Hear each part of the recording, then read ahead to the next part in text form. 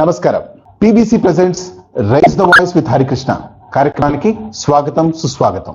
ప్రస్తుతం trending hot news ప్రధానమంత్రి మోడీ గారి అమెరికా పర్యటన.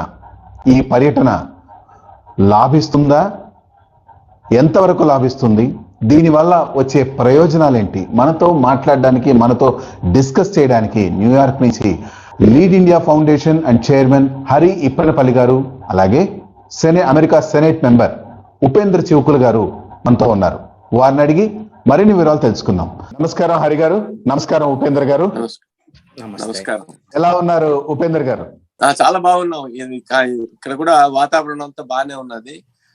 ఇక్కడ ఫాల్ అంటారు, ఆకులన్నీ కింద పడతాయి, చెట్ల ఆకులన్నీ కింద పడతాయి కాబట్టి ఫాల్ సీజన్ అంటారు.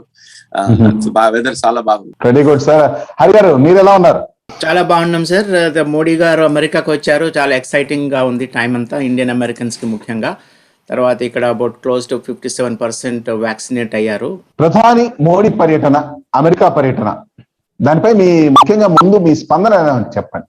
So 76th United nations general assembly సందర్భంగా మోడీ గారు అమెరికాకు వచ్చారు. 22nd నుంచి 26th వరకు. సో ఫస్ట్ 3 days వాషింగ్టన్ డీసీలో ఉంటున్నారు. తర్వాత సో ఈ సందర్భంగా అతను ఒక ప్లాన్డ్గా వచ్చారు, టైట్ స్కెడ్యూల్ అయినా కూడాను. ఒక ఇన్వెస్ట్మెంట్ గురించి అమెరికన్ సిఇఓస్ని ఒక 5 మందిని కలిశారు. That is the national security issue for India in particular. తర్వాత ఇన్వెస్ట్మెంట్ సీకింగ్. నెక్స్ట్ వచ్చేసి ఈ జనరల్ అసెంబ్లీలో రిప్రజెంటేషన్ ప్రపోర్షనల్ టు పాపులేషన్ అనే దాంట్లో మాట్లాడి ఇండియాకి అప్రాప్రియేట్ పొజిషన్గా అతను చేసుకుంటారనేది మా అభిప్రాయం. దాని తర్వాత నేషనల్ సెక్యూరిటీ ఇంట్రెస్ట్ మూలంగా ఆఫ్ఘనిస్తాన్ గురించి కూడా చర్చ జరుగుతుంది. So these are the 3 important aspects for Modi's visit. Upender గారు మీరు చెప్పండి, భారత్ అమెరికా సంబంధాలపై మోడీ గారి పర్యటన ప్రభావం ఎలా ఉండబోతుందని మీరు అనుకుంటున్నారు? ఈ సమయం చాలా బాగుంది. ఎందుకంటే ఆఫ్ఘనిస్తాన్ లో ఈ తాలిబాన్ వచ్చేసినందువల్ల, అదే కాకుండా ఆఫ్ఘనిస్తాన్ నుంచి మన ట్రూప్స్ అంతా తీసుకొచ్చేసారు. చాలా పరిస్థితులు చాలా బాగాలేదు అక్కడ. ఇందువల్ల అమెరికాకి భారతదేశం స్నేహితం కావాలి. కానీ కొంతమంది ఇవాళ న్యూయార్క్ టైమ్స్ లో రాసిన విధంగా, కానీ హ్యూమన్ రైట్స్, ఆయన మోడీ గారి స్టైల్ ఆఫ్ గవర్నమెంట్ గురించి, ప్రభుత్వాన్ని గురించి వాళ్ళు మాట్లాడారు. కానీ జియో పొలిటికల్ అంటారు, అక్కడ ఉన్న దేశాల్లో అమెరికాకి భారతదేశంతో స్నేహితం చాలా ముఖ్యం. ప్రైమ్ మినిస్టర్, ప్రధానమంత్రి మోదీ గారు రావడం, అమెరికా రావడం, ఈ విధంగా వైస్ ప్రెసిడెంట్ కమలా హ్యారిస్ గారిని కలవడం, తర్వాత జనరల్ అసెంబ్లీలో మాట్లాడడం, దీనికి కొంచెం ప్రపోర్షన్ గా రిప్రజెంటేషన్ కావాలని చెప్పి మాట్లాడడం, ఇవన్నీ చాలా ముఖ్యం. మోదీ గారు చాలా మార్కెటింగ్ స్టైల్ కాబట్టి ఆయన అందరినీ ఒప్పిస్తారని నా అభిప్రాయం. గారు మీరు చెప్పండి, మోడీ గారి ఈ పర్యటనలో చాలా మంది కంపెనీలు ఇన్వెస్ట్మెంట్ పాయింట్ పరంగాను అటువంటి మీటింగ్స్ ఎక్కువ చేస్తున్నారు అని అన్నారు. సో ఇప్పుడు అమెరికన్ కంపెనీస్ భారత్ లో పెట్టుబడులు పెట్టడానికి ఎంతవరకు ఆసక్తి చూపిస్తారని మీరు అనుకుంటున్నారు?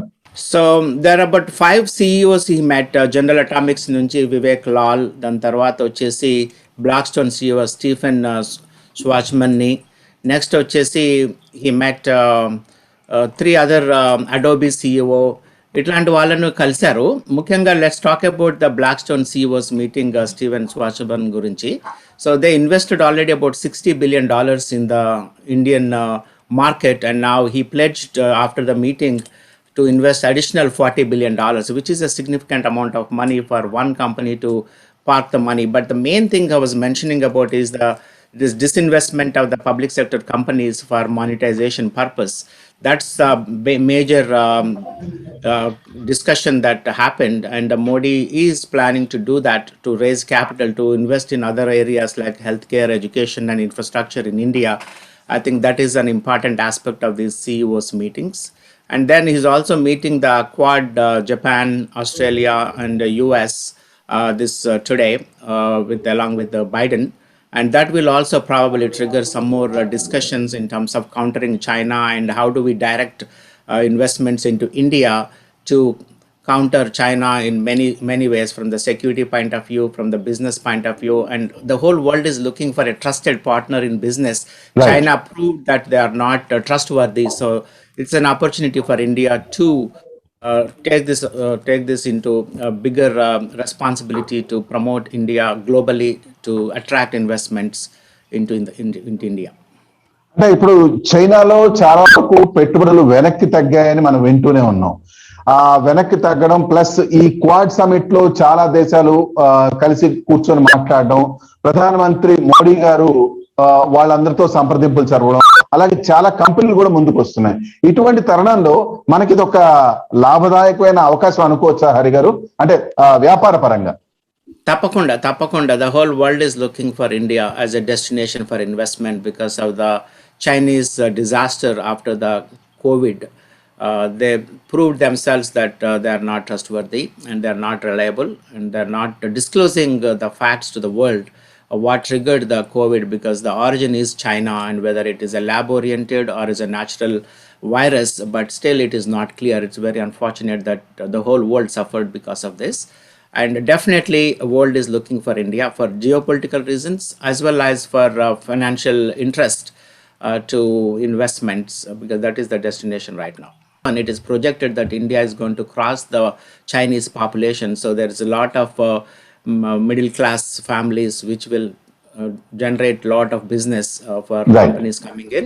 And the government of India also welcomed by opening up the FDI investments in almost in every sector, including defense.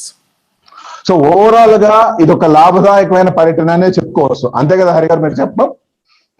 తప్పకుండా. కాకపోతే అతను ఉన్న టైం చాలా తక్కువ కాబట్టి he was not able to market India as much as we expected during this trip.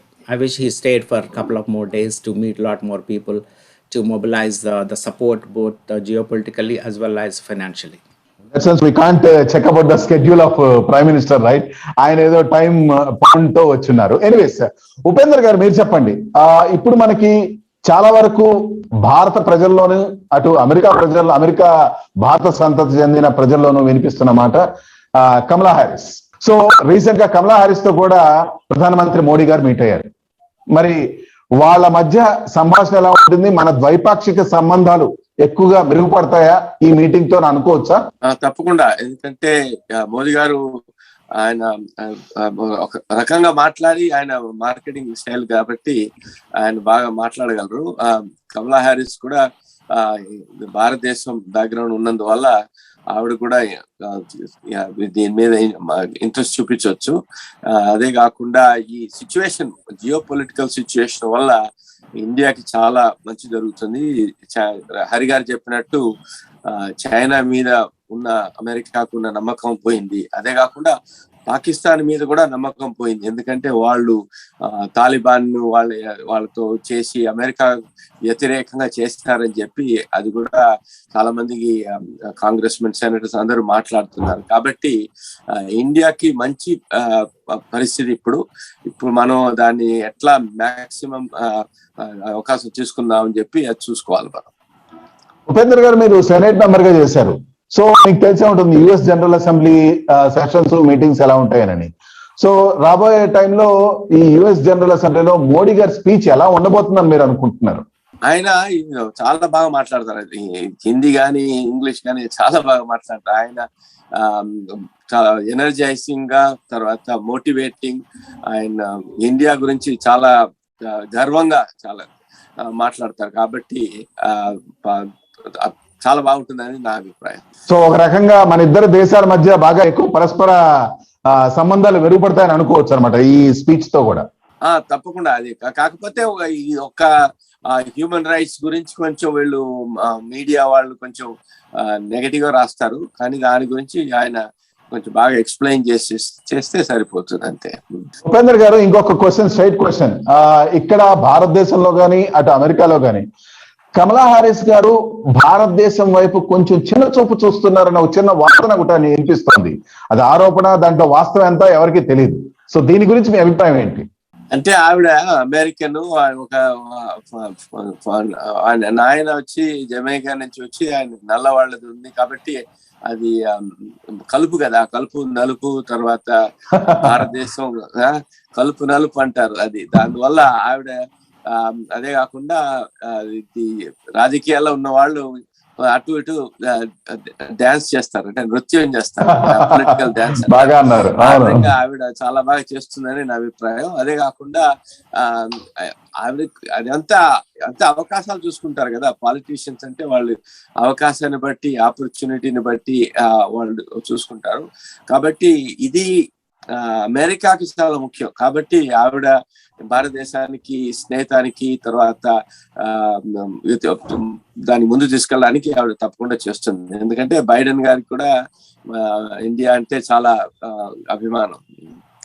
So Kamala Harris గారి కన్నా Biden గారికి కొంచెం అభిమానం ఎక్కువ అంటారు భారతదేశం మీద.